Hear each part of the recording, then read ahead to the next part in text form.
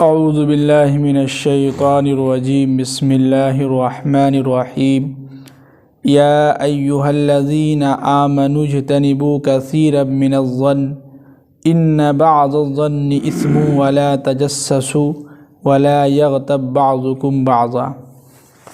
پچھلے آیت میں بات چل رہی تھی کہ ایمان والوں کے تعلق سے بتلا رہے تھے کہ اس دنیا کے اندر ایک مسلمان دوسرے مسلمان پر جو ہے نہ ہنسے، یعنی ایک انسان دوسرے انسان پر کیا ہے، نہیں ہنسنا چاہیے، اور لوگوں کو نام خراب کر کے اس کو نہیں پکارنا چاہیے، کسی کا نام جو ہے خراب نہیں کرنا چاہیے۔ اب آگے کہہ رہے ہیں کہ یا ایہا الذین آمنوا اجتنبوا، اے ایمان والو، کثیرا من الظن، بہت سارے گمان سے بچو۔ کیا ہے گمان؟ جو خیال، جو کسی کے بارے میں جو غلط خیالات ہیں، جو گمان ہیں، اس سے ہم لوگوں کو کیا کرنا ہے، بچنا ہے۔ اس لیے کہ ان بعض الظن اثم، بعض گمان ایسے ہوتے ہیں جو گناہ ہوتا ہے۔ کیا ہوتا ہے؟ گناہ ہوتا ہے۔ اس میں لکھا ہے کہ گمان جیسے کہ کسی کے بارے میں غلط خیالات سوچنا، جیسے کہ ایک انسان ہے، پکا سچا نمازی ہے، لیکن آپ نے اس کے اوپر غلط الزام لگا دیا، کوئی گمان، غلط خیالات رکھ رہے ہیں، پتہ نہیں صحیح انسان نہیں ہے، یہ اس کے بارے میں جو ہے یہ خیالات ہے، یہ ہے، وہ ہے، تو یہ جو ہے بالکل حرام ہے جب تک آپ کو صحیح علم نہ ہو جائے۔ اسی طرح کتاب میں بھی اور حدیث میں بھی ہے کہ جو شخص اس دنیا کے اندر، جو بھی انسان اللہ کے بارے میں جیسا گمان رکھتا ہے، اس کے ساتھ وہ ایسا ہی معاملہ اللہ تعالیٰ کرتے ہیں۔ جیسے کہ ایک انسان ہے، سمجھیے کہ دعا مانگتے مانگتے تھک گیا اور سوچتا تھا دعا قبول ہوتی نہیں ہے، اللہ تعالیٰ دعا ہماری سنتے نہیں ہیں، تو کائے کہ دعا مانگ، فالتو کا دعا مانگتے رہتے ہیں۔ تو یہ گمان جیسے ہی آپ نے اللہ کے بارے میں سوچا کہ دعا میری قبول نہیں ہوتی ہے، تو یہ بالکل حرام ہے۔ اور کتاب میں لکھے مفتی صاحب، پھر وہ ساری زندگی وہ انسان دعا مانگتا ہے، اس کی قبول نہیں ہوتی، کبھی بھی نہیں قبول ہوگی۔ تو یہ گمان کسی کے بارے میں رکھنا، خاص طور سے اللہ تعالیٰ کے بارے میں رکھنا کہ اللہ تعالیٰ سے کچھ نہیں ہوتا ہے، انسان محنت کرتا ہے، یہ ہوتا ہے تو وہ ہوتا ہے، جتنا محنت کرتا اتنا پیسہ کماتا ہے، تو یہ جو ہے، یہ ساری چیزیں جو ہے لوگ سمجھیں کہ غیر اللہ کے جو ہے یقین ہونا، وہ جماعت میں کہتے ہیں کہ ایک اللہ سے یقین ہونے کا ہمارے دل کے اندر یقین پیدا ہو جائے، اور غیر اللہ سے نہ ہونے کا۔ تو وہی ہے کہ جب تک ہم دل کے اندر اللہ سے یقین ہونے کا یقین نہیں رکھیں گے دل کے اندر، اس وقت تک ہمارے کام میں مدد نہیں ہوگی۔ اور ہم نے پہلے ہی سوچ لیا ہے کہ محنت کریں گے تو محنت پہ پیسہ ملتا ہے، محنت پہ یہ ملتا ہے، وہ ملتا ہے۔ محنت تو ضروری ہے، لیکن دینے والا کون ہے؟ ایک اللہ ہے۔ محنت تو بہت سارے لوگ کرتے ہیں، لیکن دن میں 200 روپیہ کماتا ہے۔ محنت تو ایک جو ہے صبح سے لے کے شام تک انسان مزدوری کرتا ہے، پھر وہی حال۔ تو محنت سے جو ہے کسی کو بھی اللہ تعالیٰ پیسے نہیں دیتا ہے، بلکہ جس کے مقدر میں جتنا لکھا ہوا ہے اتنا اس کو اللہ تعالیٰ دے رہا ہے۔ کئی لوگ ایسے ہیں جو بالکل اس کی قسمت اچھی تھی، بہت خوب پیسہ کما رہا ہے، تو قسمت کے اوپر ہوتا ہے، کبھی کبھی لک بھی اچھا ہوتا ہے۔ تو یہ سب کس کی طرف سے ہوتا ہے؟ اللہ کی طرف سے ہوتا ہے۔ تو ہم لوگوں کو اس وقت جو ہے اس میں یہ نہیں سوچنا یا اللہ فلاں جو ہے کچھ بھی نہیں کرتا ہے، نہ نماز نہ روزہ، کچھ بھی نہیں، تو اللہ تو اس کو خوب دے رہا ہے۔ ایک ہم لوگ ہیں نماز روزہ سب کچھ کرتے ہیں، محنت کرتے ہیں، کچھ نہیں دے رہا اللہ تعالیٰ، پر فالتو کا دعا قبول ہوتی نہیں ہے۔ تو یہ گمان، غلط جو گمان ہو گیا، اس سے فوراً جو سمجھے کہ یہ حرام ہے، اور اللہ تعالیٰ زندگی میں کبھی بھی آپ کی دعاؤں کو نہیں سنے گا، یعنی آپ کی دعا قبول ہوگی ہی نہیں۔ اس لیے پہلے ہم اپنے گمان کو کیا کریں؟ صاف کریں، اپنے کسی کے بارے میں بھی غلط گمان نہ رکھیں، خاص طور سے اللہ تعالیٰ کے بارے میں۔ دعا کرتے رہیں، محنت کرتے رہیں، دینا کس کا کام ہے؟ اللہ کا ہے۔ اب آگے کہہ رہے ہیں کہ وَلَا تَجَسَّسُوا وَلَا يَغْتَبْ بَعْضُكُمْ بَعْضًا۔ اب یہاں پر یہ کہ تجسسو کی معنی کسی کی ٹوہ میں نہیں لگنا ہے۔ کیا ہے؟ کسی کی ٹوہ میں، یعنی کہ جیسے کہ آپ جو ہے 4-5 لوگ بیٹھے ہوئے ہیں اور آپ سوچیں پتہ نہیں ہمارے بارے میں بات کر رہا، تو آپ چپ کے سے آ کے بیٹھ گئے، یا کسی کے بارے میں عیب تلاش کرنے میں لگ گئے کہ فلاں آدمی کیسا نہیں ہے، چلو دیکھتے ہیں، لوگوں سے پوچھتے ہیں، تو ان کے کمرے سے جھانک کے دیکھتے ہیں کیا کرتے ہیں نہیں کرتے ہیں۔ تو یہ کسی کے عیب، یعنی کہ کسی کے ٹوہ میں لگنا، کسی کی جاسوسی کرنا، یہ کہتے ہیں کہ جاسوسی بھی نہیں کرنا ہے، اس سے ہم لوگوں کو بچنا چاہیے۔ اب آگے کہہ رہے ہیں کہ وَلَا يَغْتَبْ بَعْضُكُمْ بَعْضًا، اور تم میں سے کوئی بھی شخص جو ہے ایک دوسرے کی غیبت نہ کرے۔ یہ غیبت جو ہے بہت بھاری گناہ ہے۔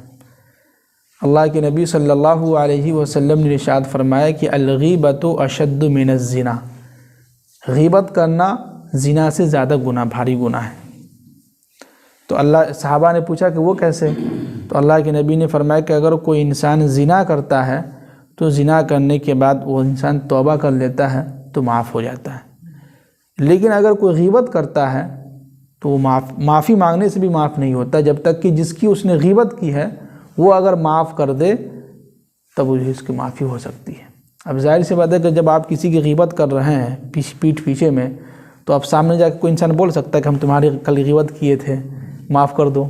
کوئی بھی نہیں بول سکتا ہے۔ کوئی ہوگا جو بول دے گا کہ کل ہم سے غلطی ہو گئی تھی، تمہارے بارے میں ہم نے کہیں غیبت کر دیا تھا، معاف کر دو۔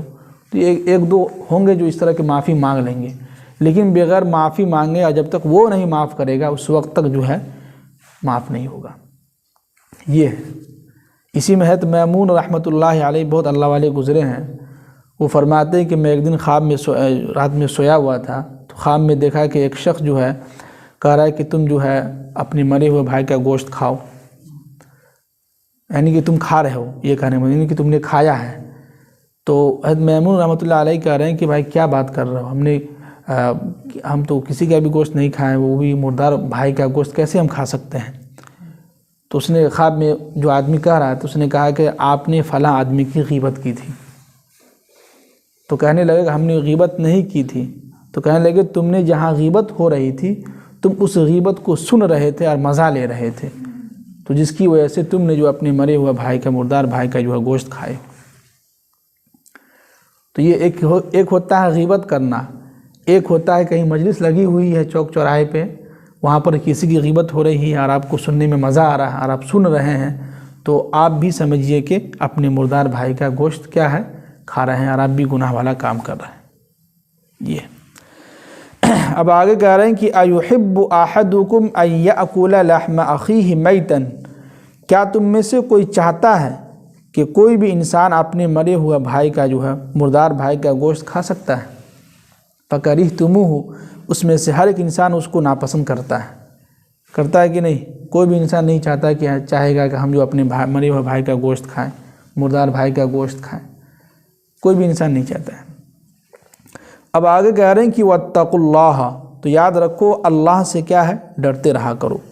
إِنَّ اللَّهَ تَوَّابٌ رَحِيمٌ، بے شک اللہ تعالی توبہ کو قبول کرنے والے ہیں اور رحیم ہیں، جو ہمارے گناہوں کو کیا ہے، معاف کرنے والے ہیں۔ جی، تو اس میں سب سے اہم یہ ہے کہ ہم زندگی کے اندر جب تک زندہ رہیں 4-5 چیزیں ایسی ہیں جو قرآن نے اس میں بہت اہم بات بتلائے ہیں۔ سب سے پہلا یہ ہے کہ گمان، کسی کے بارے میں غلط خیالات نہیں سوچنا ہے۔ جیسے کہ ایک انسان ہے، آپ نے دیکھا کہ شراب کی جگہ سے جہاں شراب پی جاتی ہے وہاں سے وہ آ رہا ہے، اور آپ نے دیکھا کہ اوہو بڑا نمازی بنتا ہے، یہاں شراب پی رہا ہے، بلکہ آپ نے دیکھا نہیں ہے بلکہ وہ وہاں سے اٹھ کے آ رہا تھا، ہو سکتا ہو کسی کام کی وجہ سے وہاں گیا ہو، کسی کو بلانے کے لیے گیا ہوگا، لیکن آپ پہلے ہی سوچ رہے ہیں لگتا ہے شراب پی رہا ہے یہ، تو یہ غلط گمان ہے، یہ غلط سوچ ہے۔ آپ بلکہ ان کے بارے میں اچھا سوچیں، پازیٹیو انداز میں سوچیں کہ ہو سکتا ہو کسی کو بلانے کے لیے گیا ہوگا، یا کسی کام سے گیا ہوگا، یا اس کا کوئی وہاں دوست ہوگا جو اس سے کوئی کام رہا ہوگا تو وہاں گیا ہوگا۔ اسی کے بارے میں کہہ رہے ہیں کہ ہاں اس میں ایک چیز ہے کہ اگر آپ کو کسی کے بارے میں کوئی گمان، کوئی شک ہو تو آپ خود ان سے پوچھ لیں کہ ہم نے آپ کو کل دیکھا تھا وہاں پہ، کیا بات ہے، کیوں گئے تھے، کوئی بات، تو خود بتا دے گا۔ انسان اگر سچا ہوگا، نمازی ہوگا، نیک ہوگا تو خود بتا دے گا کہ دیکھیے ہم فلاں آدمی سے ہم کو کام تھا، وہاں پر وہ بیٹھا ہوا تھا تو ہم اسی سے ملنے کے لیے گئے تھے۔ تو یہ کیا ہوا، گمان ختم ہو گیا۔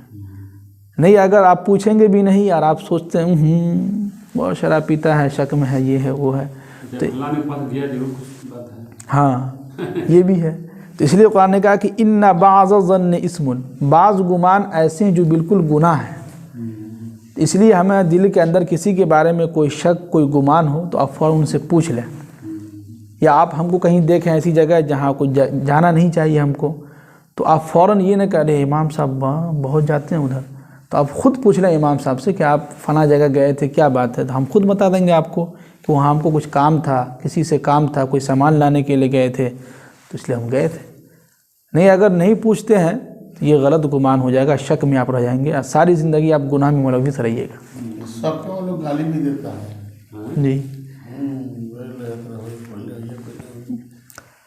اور اس کے بعد یہ ہے کہ تجسسو، کسی کی جاسوسی نہیں کرنا ہے، گالی اپنے اور آگے قرآن نے کہا کہ ولا تجسسو، کسی کی جاسوسی بھی نہیں کرنی ہے۔ جیسے کہ کوئی آدمی بات کر رہا ہے تو کچھ لوگ ہوتے ہیں آگے سو جاتے ہیں، سوتے نہیں، آنکھ بند ہے لیکن سب کچھ سن رہا ہے، تو یہ کسی کی ٹوہ میں لگنا، کسی کی بات سننا چھپ کے، ہاں سویا ہوا نہیں ہے لیکن جو بات کر رہا ہے وہ سمجھ رہے ہیں کہ آ کے سو گیا ہے، لیکن وہ جگا ہوا ہے، تو یہ کام بھی نہیں کرنا، اس سے اللہ تعالیٰ ہمیں منع کر رہے ہیں۔ اور اس کے بعد یہ ہے کہ کسی کی غیبت بھی نہیں کرنی ہے، یہ غیبت بہت خراب چیز ہے۔ تو خلاصہ کلام یہی کہ اتنے 2-3 آیت میں اللہ تعالیٰ جو ہے سمجھے کہ اپنے ہم سب کو سمجھے کہ گمان کے بارے میں، اور کسی کی جاسوسی بھی نہیں کرنی ہے، اور نہ کسی کی غیبت کرنی ہے، ان سب چیزوں سے ہم لوگوں کو کیا ہے، بچنا چاہیے۔ اللہ تعالیٰ ہم سب کو عمل کرنے کی توفیق نصیب فرمائے۔ سبحان اللہ بحمدہ، سبحانک اللہم وبحمدک، ونشہد ان لا الہ الا انت، ونستغفرک، سبحان ربک رب العزۃ، الحمد للہ۔